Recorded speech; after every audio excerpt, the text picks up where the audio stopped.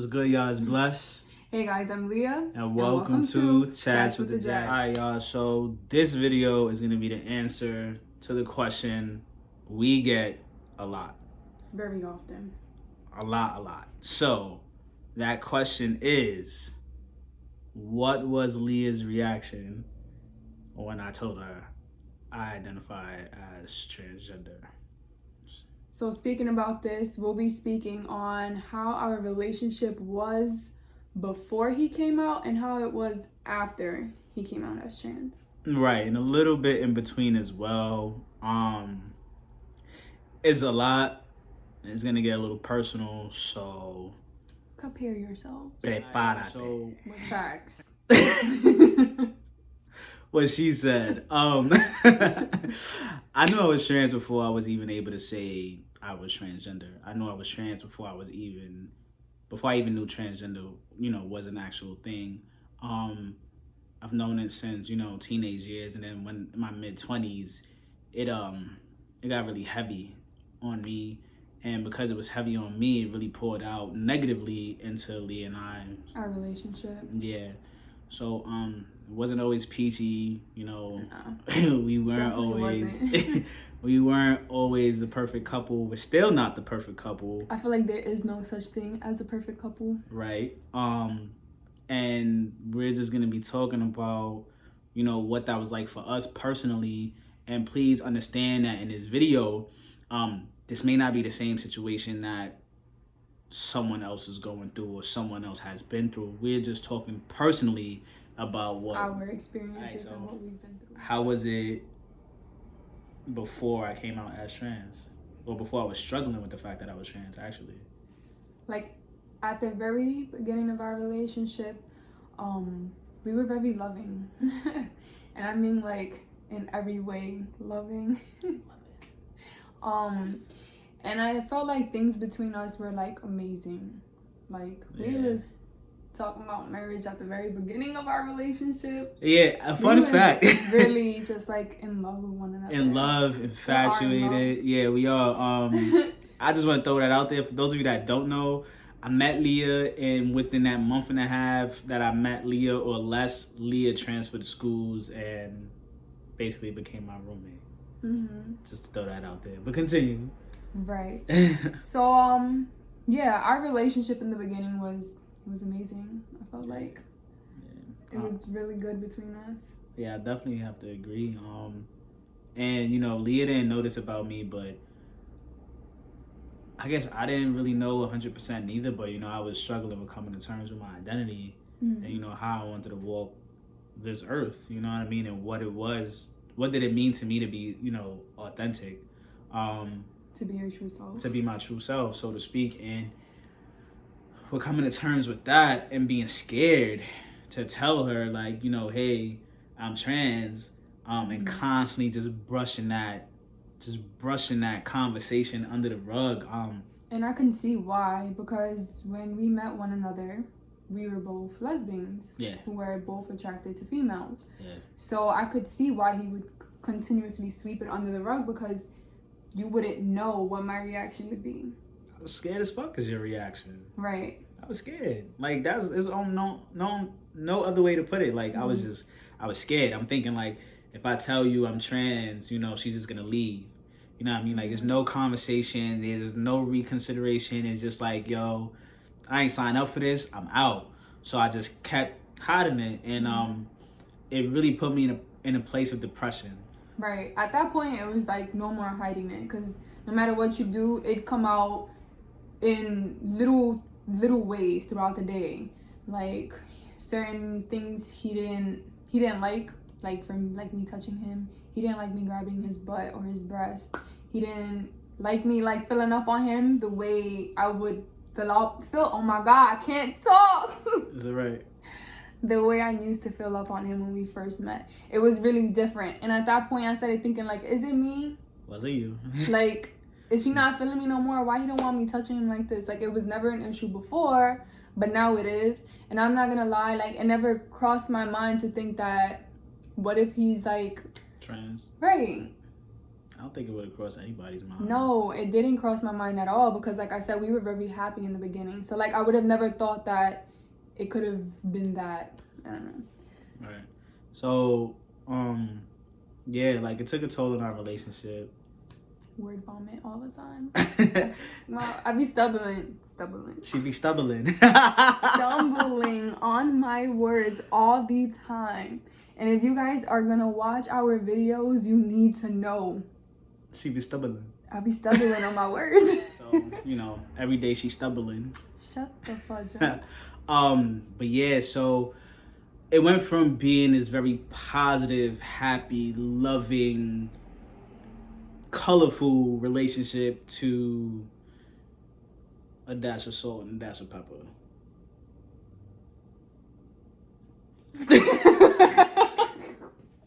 So clearly my wife wanted to act like she ain't know where I was going with that. But anyway, yeah, so a lot of things changed. Like, it went from being fun and loving all the time to me just getting up, going to work, eating, taking a shower, going to sleep. Like she said, you know, I didn't want to be touched. I didn't want to have sex. And that was weird for us because we always had sex. Yeah. Multiple times a day. Almost all day. All day. Yeah. And it went from, you know, from that to like nothing. And I think that's what really, you know, a lot of people hate to base their relationship about sex, but I don't think ours was just solely based around sex, but it was like one of the things that really like was kind of like the glue to us is we were really sexually compatible and attracted to one another. And I think once that cut out, like red flags just went up for her. Like, nah, something's going on. Like, this dude gotta be doing something. You know what I mean? And it wasn't that. It was, you know, it was that I was transgender. Well, that I am transgender. And like I said, I was scared. And yeah, then I told my wife that I am trans, and she said, I love you regardless. Like, I told him that at the end of the day, I just want him to do whatever he needs to do to make himself happy, because at the end of the day, he needs to be happy, right? You only get one life, and you need to live that life to the fullest.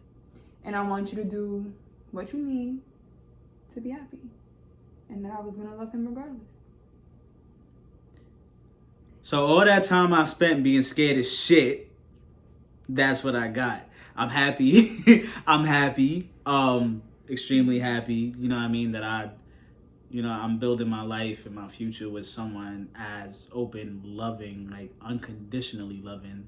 But I was scared of shit. And I was scared of shit for nothing.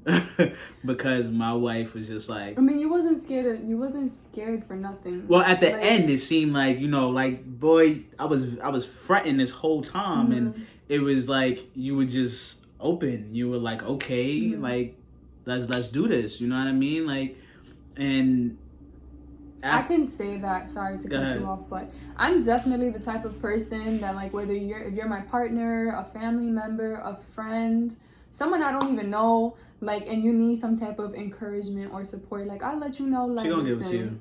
Like, you need to do whatever you need to do to be happy. If someone is cutting you off from that road to your happiness, then that person needs to go. Like, they need to go. Cut him off. And if my reaction to him being trans would have been completely different, I think I would have told him, like, okay, like, this is not for me, but, you know, I think we need to go our separate ways, and you need to do you to be happy. Like, at the end of the day, I wouldn't want to hinder someone from being happy, is my point. Like, you need to do whatever you need to do to be happy. You only got one life. Live that shit. Yeah, don't live that shit trying to please other people. Don't live it trying to be scared of what other people may think of you.